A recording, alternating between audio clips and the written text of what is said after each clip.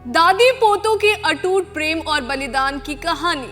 कौन थे बाबा मोतीराम मेहरा और दीवान टोडरमल? ठंडी बुर्ज में कैद हो गई दादी पोतों की अमर गाथा। कड़ाके की ठंड से कांपता हुआ सरहिंद का ठंडा बुर्ज और उस बुर्ज के भीतर माता गुज्जर कौर जी, जिन्होंने अपनी बाहों में दो नन्हे पोतों को कसकर समेट रखा था। माता गुजरी जी के लिए उस रात की ठंड से ज्यादा डर इस बात का था कि उनके लाडले पोते कहीं डर ना जाए। साहिबजादा जोरावर सिंह और साहिबजादा फतेह सिंह नन्ही उम्र में ही अपनी दादी की गोद में सिमट कर बैठ गए थे। उनके कांपते हाथ दादी की शॉल को थामे हुए थे, जैसे दादी की गोद ही उनकी आखिरी ढाल हो। माता गुजरी जी उनके सर पर हाथ फेरते हुए बार बार कहती, डरो मत मेरे लालो, गुरु के घर के बच्चे कभी झुकते नहीं। उस ठंडी अंधेरी रात में दादी अपने पोतों को सीने से लगाकर उन्हें बीते दिनों की बातें सुनाती थी। कभी श्री आनंदपुर साहिब की यादें, कभी गुरु पिता की शौर्य कथाएं, और बच्चों की मासूम आंखें ठंड और भूख से बोझिल थी। लेकिन दादी की आवाज सुनते ही उनमें एक अजीब सी ताकत आ जाती थी। जोरावर सिंह धीरे से पूछते हैं, दादी माँ, क्या बाबा जी हमें लेने आएंगे? और माता गुजरी जी अपने आंसू छुपाते हुए मुस्कुरा देती है, हाँ बेटा, गुरु पिता हमेशा अपने बच्चों के साथ होते हैं। रात और ठंडी होती चली गई, हवा सीधे हड्डियों में उतर रही थी। साहिबजादा फतेह सिंह अपनी दादी से लिपट कर कहते हैं, दादी माँ, आपको ठंड लग रही होगी। उस मासूम सवाल पर दादी का दिल टूट गया, लेकिन वे अपने दर्द को बिना दिखाई कहती है, नहीं मेरे बच्चे, जब तुम मेरे पास हो तो मुझे कुछ नहीं लगता। दादी अपने कांपते शरीर से बच्चों को गर्मी देने की कोशिश करती रही, जैसे उनकी सांसों में ही उनकी ढाल छुपी हो। जब भूख और प्यास ने बच्चों को और कमजोर कर दिया, तब भी माता गुजरी जी ने उन्हें हिम्मत दी। उन्होंने दोनों पोतों को अपनी गोद में बिठाकर समझाया कि सच्चाई और धर्म के रास्ते पर चलना आसान नहीं होता, लेकिन यही रास्ता हमें अमर बनाता है। बच्चों ने अपनी नन्ही आंखों से दादी की ओर देखा और बिना एक भी शिकायत किए सर हिला दिया। उस पल दादी और पोतों का रिश्ता सिर्फ खून का नहीं रहा, वे विश्वास, साहस और बलिदान का रिश्ता बन गया। ये कहानी सिर्फ इतिहास का एक अध्याय नहीं, बल्कि मानवता, साहस, आस्था और बलिदान की ऐसी मिसाल है जिसे शब्दों में समेटना भी आसान नहीं। जब भी सिख इतिहास में दशमेश पिता गुरु गोविंद सिंह जी के छोटे साहिबजादों की शहादत का उल्लेख होता है, वहाँ बाबा मोतीराम मेहरा और दीवान टोडरमल का नाम श्रद्धा के बिना अधूरा रह जाता है। ये उस दौर की बात है जब 17वीं सदी के अंत और 18वीं सदी के प्रारंभ में अत्याचार अपने चरम पर था और सच के साथ खड़ा होना मौत को दावत देने जैसा था। बाबा मोतीराम मेहरा गुरु गोविंद सिंह जी के एक समर्पित सेवक थे। उनका जन्म एक हिंदू परिवार में हुआ था। उनके माता पिता भोली और हरिमा राम थे और उनके चाचा भाई हिम्मत राय जी खालसा के प्रथम 5 प्यारों में से एक थे।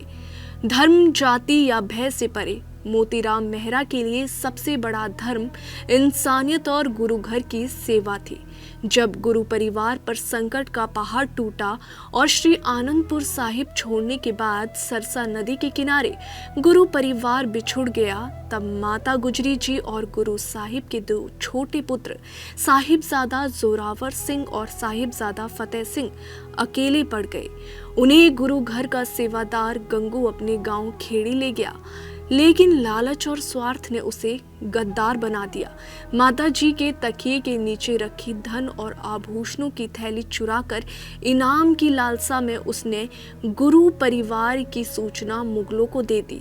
इसके बाद माता गुजरी जी और छोटे साहिबजादों को गिरफ्तार कर सरहिंद लाया गया और मुगल गवर्नर वजीर खान के आदेश पर कड़ाके की ठंड में ठंडे बुर्ज में कैद कर दिया गया। एक और माता गुजरी और दूसरी ओर मासूम बच्चे, जिन्हें ठंड, भूख और भय के बीच रखा गया। इसी समय इतिहास में एक ऐसा नाम उभरता है जिसने इंसानियत की लौ जगाई, बाबा मोतीराम मेहरा। उन्हें नवाब द्वारा हिंदू कैदियों को भोजन कराने की जिम्मेदारी दी गई थी। जब उन्हें पता चला कि माता गुजरी जी और साहिबजादे ठंडे बुर्ज में कैद है तो उनका दिल कांप उठा। उन्हें मालूम था कि अगर पकड़े गए तो मौत निश्चित है, लेकिन सेवा और कर्तव्य का भाव हर डर पर भारी था। वे रात के अंधेरे में गर्म दूध से भरा बर्तन लेकर ठंडे बुर्ज पहुंचे। पहरेदारों को रिश्वत देने के लिए उन्होंने अपनी पत्नी और मां के जेवर तक गिरवी रख दिए। लगातार 3 रातों तक जान जोखिम में डालकर वे माताजी और साहिबजादों को दूध पिलाने पहुंचे ताकि उन मासूमों को थोड़ी राहत मिल सके। लेकिन अत्याचारियों की नज़र से ये सेवा ज़्यादा देर छुपी नहीं रह सकी। किसी ने नवाब को सूचना दे दी। उसकी नौकर ने कैद बच्चों को दूध और पानी पिलाया है। नवाब वजीर खान ने तुरंत आदेश दिया और बाबा मोतीराम मेहरा को उनकी मां, पत्नी और इकलौते पुत्र सहित गिरफ्तार कर लिया गया। जब उनसे पूछा गया तो उन्होंने कोई बहाना नहीं बनाया। उन्होंने निर्भीक होकर कहा कि कैद बच्चों और उनकी दादी की सेवा करना उनका पवित्र कर्तव्य था।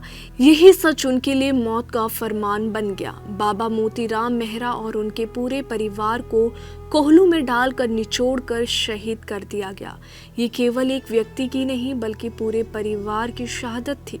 उनका बलिदान इतना महान था कि स्वयं बाबा बंदा सिंह बहादुर ने सबसे पहले उनके उपदेश और त्याग का प्रचार किया। बाबा मोतीराम मेहरा मेमोरियल गुरुद्वारा फतेहगढ़ साहिब से कुछ ही दूरी पर स्थित है, उस स्थान पर जहां उन्हें शहीद किया गया था।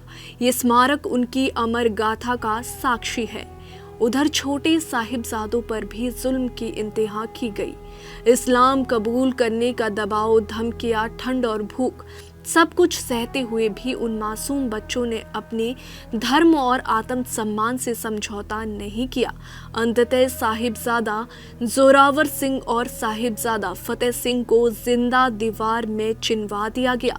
ये सुनकर माता गुजरी जी ने भी अपने प्राण त्याग दिए। जब उनके पार्थिव शरीर जंगल में पड़े रहे तब दीवान टोडरमल सामने आई। उन्होंने नवाब की शर्त मानते हुए सोने की मोहरें बिछाकर भूमि खरीदी और माताजी और साहिबजादों का अंतिम संस्कार किया। इसके बदले नवाब ने उनकी हवेली और संपत्ति नष्ट करवा दी, लेकिन इतिहास में उनका नाम अमर हो गया।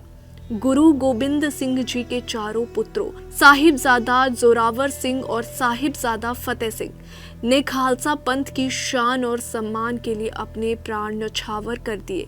चमकौर की लड़ाई में बड़े साहिबजादों ने मुगलों की विशाल सेना से मुकाबला किया और शहादत पाई, जबकि छोटे साहिबजादों ने अपनी मासूम उम्र में भी धर्म और सत्य का मार्ग नहीं छोड़ा।